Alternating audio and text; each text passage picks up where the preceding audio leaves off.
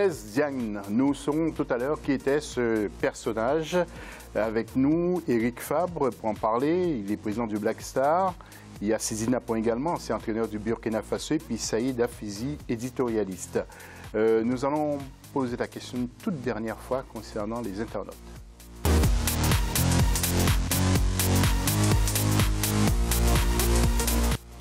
Quelle est donc votre opinion sur la CAN ou l'organisation de la CAN 2019 au Gabon? Continuez à intervenir sous nos réseaux sociaux. Le football international après ça.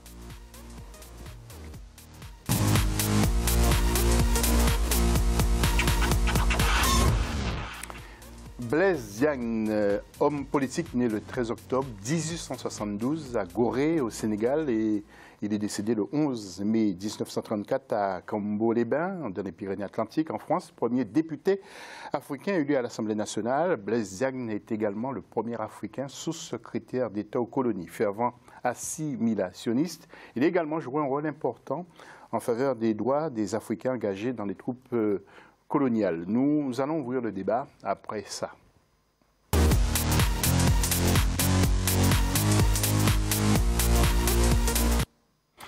Alors, Éric, je m'adresse à vous. Beaucoup de questions pertinentes et vous comprendrez parce que nous nous adressons aux Africains avant tout. Quel est l'intérêt de rendre hommage à ce personnage, cet homme en fait qui n'a pas réellement servi l'Afrique comme l'aurait souhaité beaucoup, par exemple, en militant pour l'indépendance du Sénégal et en militant aussi pour peut-être devenir un jour président, premier président, mais l'Afrique et le Sénégal n'étaient pas indépendants non plus à l'époque. Alors pourquoi organiser quelque chose à, sa mémoire? Je crois qu'il faut le replacer dans son contexte. Nous sommes là en 1918. C'est son fils qu'on a. En 1918. En 1918, Blaise Diagne avait été mandaté par Georges Clemenceau pour recruter 50 000 Africains pour la guerre. Il faut savoir qu'en 1914, les Africains étaient considérés comme la chair à canon et les Africains ne voulaient plus venir aider la France. Donc Blaise Diagne est parti là-bas et Blaise Diagne a essayé de faire comprendre. Je crois qu'à cette période-là, quand on replace tout dans le contexte, on savait ce que l'Afrique francophone, à l'époque, l'AOF et l'AF, représentaient pour la France. C'était comme les départements et territoires d'outre-mer à l'époque. Vous n'étiez même pas encore département, vous êtes considérés comme des colonies à l'époque, au même titre, seulement des privilégiés parce que vous êtes dans la cour du grand. Le grand maître, c'est la France.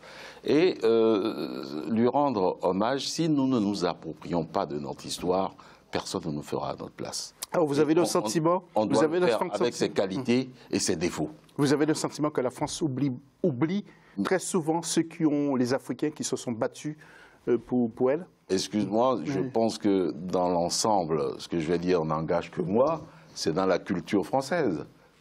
Mais oui, on n'a pas Léopold Sédar Senghor, on a vu à son décès que la France n'était pas aussi présente qu'on pouvait le penser. C'est mon point de vue. Mais je pense que quelqu'un comme Blaise Diagne, qui est un homme politique, qui a quand même écrit son nom dans l'histoire française, à un moment donné, vous savez très bien, si vous ne le savez pas, en 1919, il y avait encore la guerre raciale aux États-Unis. Il y a deux Américains qui ont fait débarquer dans un bus français deux Noirs. Blaise Diagne a pris la défense de ces Noirs-là à l'Assemblée. Le président Raymond Poincaré était intervenu pour les problèmes de discrimination.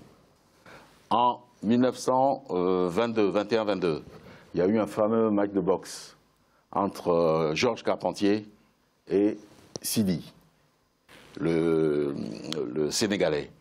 Mais la logique voudrait que l'Africain se laisse battre. Mais il s'est énervé, il a battu Georges Carpentier, qui était un grand monsieur. Hein, Tout à fait. Oui, mais vous savez que la Fédération française de boxe avait donné le Sénégalais perdant. Blaise Diagne s'en est également ému à l'Assemblée et la fédération a été obligée de revenir sur sa décision pour donner Sidi vainqueur. Donc, en tout cas, il y a des actions comme cela qu'on ne met pas en valeur. Oui, alors il y a l'aéroport, le plus grand aéroport du Sénégal porte le nom de Blaise Diagne. Alors vous allez célébrer justement ce centenaire. Comment ça va se passer? Pourquoi justement célébrer ce centenaire par le football, par le biais du football? Expliquez-nous. Pourquoi? C'est Albert, en France, dans la Somme. Je vais vous expliquer. On a d'abord cherché un endroit où il y a les vestiges de la guerre, puisque c'est un chemin de pèlerinage que nous allons faire. Et Albert est le plus proche sur Paris, il est à 150 km de Paris. Pourquoi un match de football? Pendant la Première Guerre mondiale, les Britanniques et les Allemands ont laissé leurs fusils de côté pour faire une partie de football. Le football, le sport, dans sa globalité, est au-dessus de la politique. La majorité des guerres viennent de la politique. Alors, comment allez-vous associer les Africains dans cette opération du dimanche 14? Mais on l'a déjà fait. Il y a beaucoup d'Africains qui vont participer. L'ambassade du Sénégal a été informée. C'est un travail qu'on a fait. Ce n'est pas un travail qui est spontané, c'est un travail de longue haleine. Il a fallu encore trouver les accords. Est-ce qu'il y aura des footballeurs africains? Mais il y aura enfin pas que des footballeurs africains, il y aura des footballeurs de toutes les nations. Il y aura des Africains, il y aura des Sénégalais, des Burkinabés, il y aura un peu de tout le monde. Non, vous connaissez très bien la philosophie du Black Star. Le Black Star rassemble tout le monde, rassemble également les Français. Donc les Français blancs. Donc nous, notre commémoration, c'est de se retrouver pour quelqu'un qui, à un moment donné, a défendu la cause noire en France. Voilà. Alors, ça va se passer comment sur le dimanche 14, en clair? On doit visiter, là-bas, il y a le musée de la guerre, que nous irons visiter également. Il y a des personnalités qui doivent se joindre à nous, il y a la commémoration, il y a des médailles qui doivent être données à 2 joueurs de chez nous, que je ne vais pas vous citer également. Ils sont africains, ce sont des joueurs africains. Mais que ce soit africain ou pas africain, peu importe. Nous, ce qui nous intéresse dans cette commémoration, c'est la personnalité de Blaise Diagne. Est-ce que je dois vous rajouter également? Est-ce que vous savez que c'est son fils qui a été le premier noir sélectionné en équipe de France? Tout à fait, que nous avons vu en image d'ailleurs. Donc, à lui tout seul, c'est un ensemble. Et si, je dis bien, je continue de le dire, de me répéter, si nous ne nous approprions pas de notre histoire, personne ne nous fera à notre place. Alors, ma dernière question, peut-être qui va vous déranger, Eric. Est-ce que vous pensez faire ce match un jour? Bon, ça va se faire en France, mais est-ce que vous pensez le faire un jour, par exemple, au Sénégal? Mais pourquoi voulez-vous que ça me dérange? Au contraire, c'est une très bonne question. Comme dirait quelqu'un, je vous remercie de me l'avoir posée. Mais nous, notre démarche, c'est de l'amener en Afrique. On ne peut pas faire cette rencontre ici seulement et que les Africains n'en profitent pas. Et en profiter dans le sens de se retrouver. Et l'idée, je pense que c'est le Sénégal qui est le mieux placé, puisque Blaise Diagne, c'est quand même une personnalité du Sénégal. Et l'idée, c'est d'ici la fin de l'année, si le Sénégal est d'accord, pour que nous puissions le faire également là-bas. Le 14 à 15 h. Merci Eric, reste avec nous. Nous allons enchaîner avec la Ligue des champions d'Europe, avec les résultats et les classements des groupes que vous avez assistés la semaine dernière. Regardez, par exemple, pour le groupe A, avec le Borussia qui a battu Monaco, qui va mal, et l'Atlético de Madrid, FC Bruges, Sidi, vous disiez? Et Monaco va très très mal. Ouais. En groupe B maintenant, nous allons enchaîner pour gagner du temps. Tottenham qui a perdu devant Barcelone 4-2, et PSV Eindhoven, Inter Milan. L'Inter Milan l'emporte. FC Barcelone, c'est déjà placé, hein, Saïd? Oui, FC Barcelone, bah oui, j'ai vu le match, c'était un Lionel Messi stratosphérique. Et là, pour une fois, je le voyais venir défendre dans son camp, repartir. C'était extraordinaire l'envie qu'il a démontré, alors que c'est pas du tout, c'est pas toujours le cas. Groupe C maintenant, avec Naples-Liverpool, 1-0, et PSG qui a écrasé l'Étoile Rouge de Belgrade. 6-1. Le PSG marque beaucoup de buts. Hein. Ah oui, mais ils vont remonter le classement. Donc je pense qu'ils vont terminer premier du groupe. Hein. Oui, et je m'attarde dans deux minutes sur le PSG. Eric Fabre, vous avez, à côté de Francis Borrelli, beaucoup milité pour cette équipe. Je pense que vous êtes l'un des plus grands supporters. Non, le PSG, c'est notre équipe. On supporte le PSG. On a les grands, les Moustapha Dalem, tout ça, qui sont passés par le PSG, qui sont les des Boubacar. amis, Sarr Boubacar, qui sont avec nous également à Albert. Le PSG, c'est notre équipe. C'est l'équipe des immigrés de l'époque. Je fais une petite parenthèse. Et Francis Borrelli a fait un travail colossal, puisque Francis Borrelli était le président d'honneur chez nous également, pour que on se retrouve à cause de quoi? Du sport. Voilà. Voilà le but. Un groupe dès maintenant, Lokomotiv Moscou a perdu devant Schalke 1-0, FC Porto contre Galatasaray 1-0. Vous voyez le classement. Nous enchaînons avec le groupe E et la Athènes, Benfica. Les Portugais sont toujours là, qui gagnent à l'extérieur 3-2. Et Bayern Munich qui a fait un peu du surplace contre l'Ajax. C'est pas un très très bon résultat. L'Ajax qui va chercher le match nul au Bayern, donc c'est une très très belle performance. But marqué par un petit jeune de 19 ans, Noussair Mazraoui, qui avait été sélectionné avec les Pays-Bas, qui a refusé d'y aller. Il a été sélectionné par Coman, il a refusé d'y aller. Il a choisi de jouer pour l'équipe nationale du Maroc. Donc on voit qu'un peu les rôles commencent à s'inverser, donc ça devient intéressant. On va le voir tout à l'heure, ce jeune homme qui est marocain. Lyon, Schalke, 2 buts partout. Hoffenheim contre Manchester City. Donc Manchester City l'emporte. En groupe G, l'avant-dernier groupe, c'est CSKA Moscou Real 1-0. Le Real qui a perdu, je l'ai dit Real de Zidane. Non, Zidane a dû faire couler quelques larmes après cette défaite. Et puis Rome contre Victoria 5-0. Et puis en groupe H, Juventus, Young Boys 3-0. Et Manchester United, Valence 0-0. En image, donc Saïd vous l'a dit, le jeune Marocain, Noussair Mazraoui, qui a été l'auteur du but d'Ajax contre le Bayern. Un but partout. Regardez, c'est un jeune espoir marocain. Superbe but, hein. En tout cas. Je ne sais pas si nous aurons le ralenti. Voilà, c'est le numéro 12 de l'Ajax. Voilà, nous allons revoir le but. Bon travail d'Hakim Ziyech.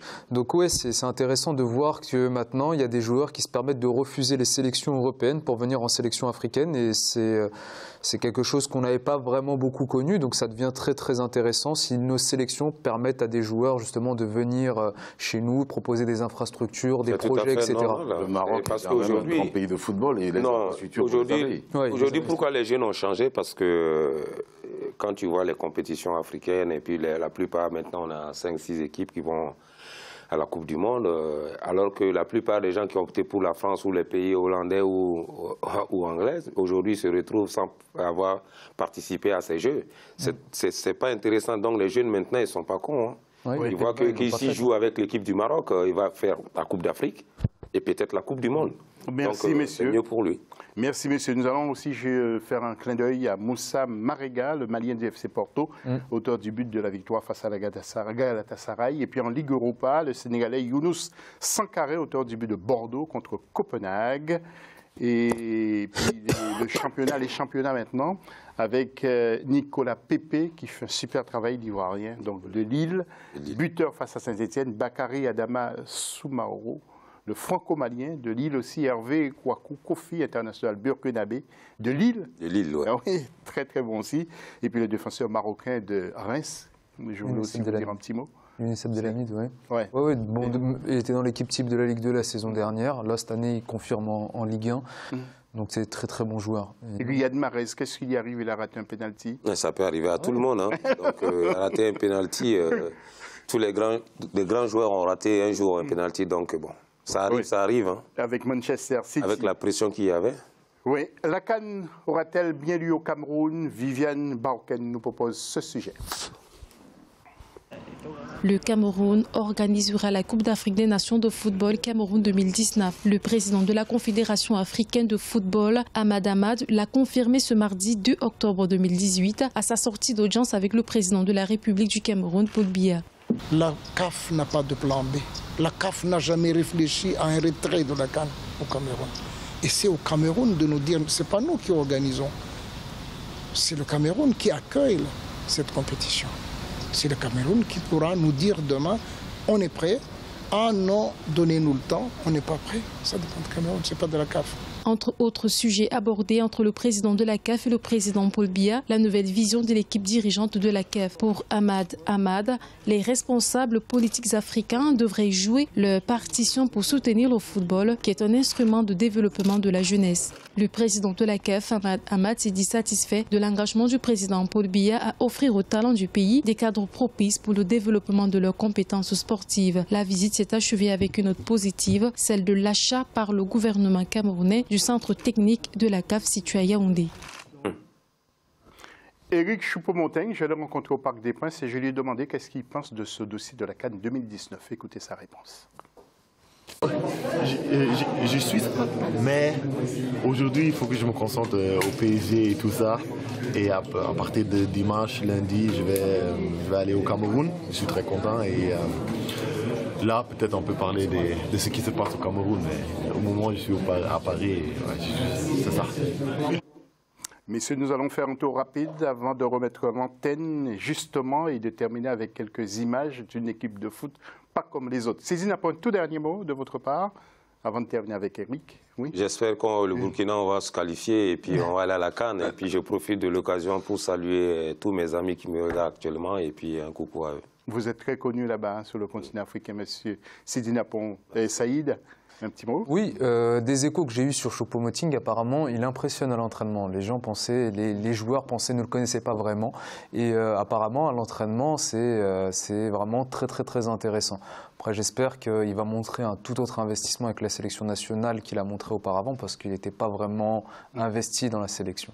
Eric Fabtous, Albert, ce dimanche 14, oui, c'est pour le avec match, le Black Star. Oui, c'est pour le match du centenaire. Rien que le nom, ça mérite un déplacement. Il fallait encore y penser, il fallait encore innover, il fallait encore trouver les mots nécessaires pour convaincre les gens, convaincre les partenaires pour que cet hommage que nous rendons à Blaise Diagne puisse se concrétiser. Messieurs, si vous permettez, nous allons terminer avec quelques images de cette émission. Un clin d'œil tout simplement à l'équipe de football d'Africa 24 qui poursuit ses entraînements en nocturne. Regardez. Oh là là. Oui, mais oui. L'équipe cherche 2 joueurs du niveau de Neymar et Mbappé. L'espoir fait vivre. Oh là et comme disait Eric Fabre, wait on see. C'est l'équipe de football, mais oui, d'Africa 24. C'est qui ça? Qui poursuit. Oh là là, la touche. Oh la touche. Ouh. Et c'est ceux qui aiment saquer les autres. Oui, donc bientôt peut-être vous verrez. C'est pas facile. Hein. Non, mais je pense qu'il faut inverser les rôles. Nous allons les voir jouer. Voilà. On va commenter. On va commenter. Nous, on va commenter maintenant. Non, on va Voilà, ce petit clin d'œil que je voulais faire justement à nos amis, collègues, techniciens, journalistes, réalisateurs donc, qui se battent. Prochain match contre le Black Star. Ah ben, ça serait bien, tiens, je leur ai parlé. Prochain match, Africa 24 TV contre Black Star. Merci beaucoup de nous avoir suivis, merci aux invités. Bonne soirée sur Africa 24, reste avec nous, les infos continuent. À lundi prochain, même heure, même antenne. Bonne soirée encore.